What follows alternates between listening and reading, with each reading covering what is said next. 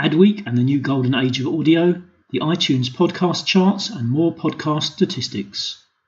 Welcome to the Richard Daly Podcast, bringing you a UK perspective on the latest news and developments from the world of podcasting and internet radio. Welcome to episode 16. I'm your host, Richard Daly. Got lots of news this week, so let's get straight into it.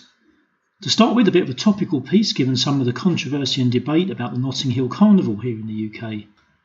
On their blog this week, Edison Research have a short piece about the increasing ethnic diversity of podcast listeners.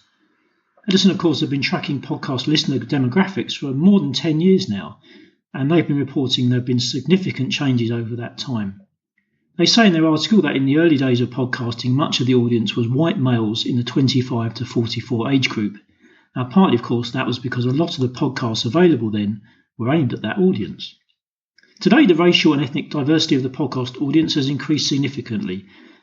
Edison include a graph comparing the changes in audience over the last 5 years. In that time, the non-white podcast audience in America has increased from 32% to 37%. Now, that might not sound like a big change, but according to Edison Research, this points to the democratization of podcasting. Personally, I'd like to find some ethnicity stats on podcasters themselves, as I suspect we might not see the same level of diversity just yet. An in-depth piece now from Blueberry on the PowerPress blog. This asks, are podcasts being downloaded or streamed? Now, what they've done is to break down statistics for over 35,000 podcasts. Presumably these are podcasts that use the PowerPress plugin or are actually hosted by Blueberry. They looked at whether the listens are being streamed to a podcast player for instant playback or downloaded through an app. Blueberry found that 60% of podcasts are downloaded for playback on demand. The article then goes on to describe 4 main distribution categories of podcast consumption as defined by Blueberry. I would suggest reading the full article for yourself, but I'll give you a quick summary of the 4 categories they describe. Number 1, mobile apps. These account for 71.6% of podcast downloads, according to Blueberry. There are now more than 30 mobile applications available for listeners to download and manage, of course, their podcast listening. The biggest of these, naturally, is the Apple Podcast app, which, according to Blueberry, accounts for 39% of mobile downloads of podcast episodes.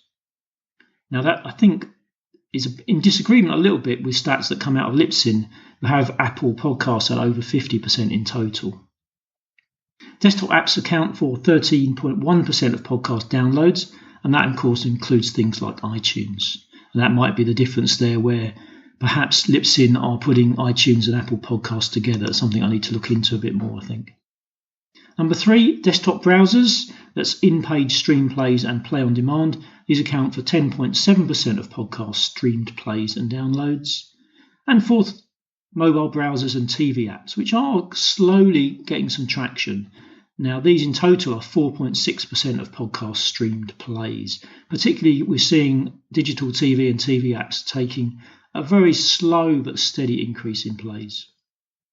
There are a number of other interesting facts provided in the article about podcast consumption, such as the fact that most consumption occurs within the first 72 hours of release. Now, I guess that's actually fairly obvious, with many listeners having the latest episodes of their favourite shows downloaded automatically to their mobile devices using the podcast apps. There is also a discussion on consumption differences between mobile apps and streamed-based listening. This is worth the read, definitely one for the stats geeks though. Brady Dale has written an in-depth article for The Observer this week titled, Will the Podcasts You Follow Start Following You? This article discusses one of the most popular topics in the podcasting industry at the moment, and of course one that comes up frequently on this very podcast. The topic is, naturally, the amount of information and data, or lack of it, available on podcast listening, and how this is, or isn't, putting off potential advertisers. As the article says, podcasting is one of the last areas of digital media that a listener can consume pretty much anonymously. Not only are publishers unsure about who you are, they haven't even known when or if you've listened to their shows. Stats, or the lack of them. The author Dale goes on to mention RD16, a company mentioned several times in previous episodes of this podcast. Dale discusses how RD16 are looking to move podcasting away from the use of RSS feeds for distribution to using APIs that would allow more accurate measurements. The author has spoken with RD16, but he's also talked to existing podcast service providers such as people from the Overcast app and Libsyn, who provide some clear dissenting voices on what RD16 are saying they're trying to do. RD16 state their aim is to provide listening telemetry that will provide information about when individuals start and stop playing a podcast episode. So what did RD16 tell the Observer the reason for wanting to do this is? Well, I'll quote their CEO, Sean Carr, talking to the author of the article.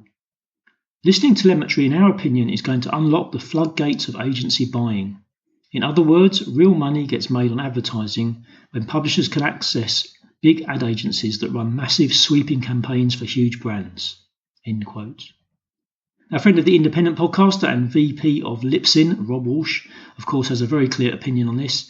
He notes that what RD16 are trying to do is completely focus on advertisers and ignores the end users, the listeners. On the Libsyn feed podcast this week, I think it's episode 78, Rob also said there is no way Apple will ever allow an API to be used within iTunes. Rob also mentioned interestingly that he's due to be on a podcasting panel at an event in Los Angeles at the end of September with an exec from RD16. Now that should make interesting viewing. This is definitely a topic that's going to run and run. As you know, I love my stats. But of course, I'm on the side of Rob on this. What we do as podcasters has to be focused on our listeners first and foremost. Thanks to Nicholas Quah, author of the Hot Pod newsletter now, who tweeted about an article on Medium called What Will the Podcasting Business Look Like 10 Years From Now? This was by Nathan Bayshaw. The article debates the possible future of podcasting, including whether it will still be around at all, and if so, how much money will be made in the industry. Nathan even suggests that self-driving cars could kill the demand for audio, as if you get to sit back and enjoy the ride, you might actually prefer to watch video content. This is an entertaining article containing the views of lots of people, and I would recommend heading over to Medium and reading this one for yourself. Of course, you'll find a link in the show notes at richarddalley.com/16. James Cridland has an article on the media.info website this week titled How the iTunes Podcast Chart Works. He starts off by saying that it isn't actually a chart, and then goes on to ask what it really measures. With a brilliant suggestion, James suggests calling it the iTunes Podcast Number Thing. Now basically, the podcast number thing doesn't measure downloads, which is why James says it isn't a chart. Instead, it measures the number of new unique subscribers that a podcast has over a number of days. Now, your position in the list changes over time as your average number of new subscribers in a week goes up or down. Of course, the best way to do well in the podcast number thing is to promote your podcast regularly and try and increase the numbers of new subscribers you get. So who are the best podcast hosts? I would suggest that most podcasters have some, if not a lot, of experience in their chosen niche. This is probably what has encouraged them to launch their podcasts in the first place. But there is a recent trend of celebrities starting their own podcasts.